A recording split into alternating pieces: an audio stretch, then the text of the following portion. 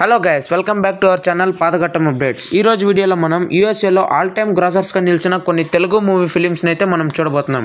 Number 1, మన ప్రభాస్ అన్న నటించిన బాహుబలి 2 మూవీ వచ్చేసి యూఎస్ఏలో మొత్తం $20.76 మిలియన్ అయితే కలెక్ట్ చేసి యూఎస్ఏలో టాప్ 1 ఫిలింగా అయితే నిలిచిపోయింది.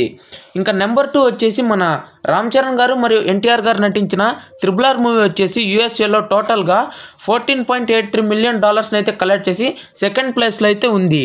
ఇంకా నెంబర్ 3 వచ్చేసి రీసెంట్గా బాక్స్ ఆఫీస్ దగ్గర రికార్డులు బద్దలు కొట్టిన సలార్ మూవీ యూఎస్ఏలో మొత్తం $8.90 మిలియన్ అయితే కలెక్ట్ చేసి థర్డ్ పొజిషన్లో అయితే యూఎస్ఏలో అయితే ఉంది.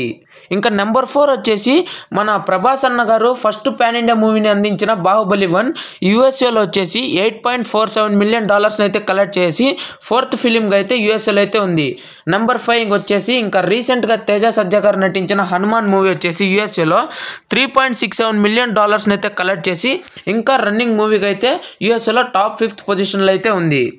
ఇంకా నెక్స్ట్ మూవీ వచ్చేసి మన స్టైలిష్ స్టార్ అల్లు అర్జున్ గారు నటించిన అలవైకుంఠపురం మూవీ వచ్చేసి యూఎస్ఏలో $3.63 మిలియన్ అయితే కలెక్ట్ చేసి టాప్ 6th పొజిషన్గా అయితే మూవీస్లో అయితే ఉంది.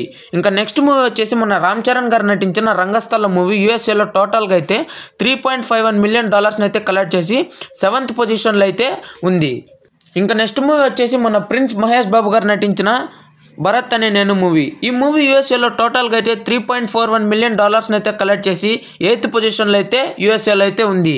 ఇంకా నెక్స్ట్ మూవీ వచ్చేసి మన ప్రభాస్ గారు నటించిన సాహో మూవీ యూఎస్ఏలో టోటల్గా అయితే $3.32 మిలియన్ అయితే కలెక్ట్ చేసి 9th పొజిషన్లో ఉంది. ఇంకా నెక్స్ట్ మూవీ వచ్చేసి మరియు ఫైనల్ మూవీ వచ్చేసి రీసెంట్గా అయితే ప్రభాస్ గారు నటించిన ఆదిపురుష్ మూవీ. ఈ మూవీ వచ్చేసి యూఎస్ఏలో టోటల్గా అయితే $3.16 మిలియన్ అయితే కలెక్ట్ చేసి 10th పొజిషన్లో అయితే ఉంది. ఇందులో ఏ ఫిలిం నచ్చిందో కింద కామెంట్ బాక్స్లో కామెంట్ చేయండి. Thank you for watching.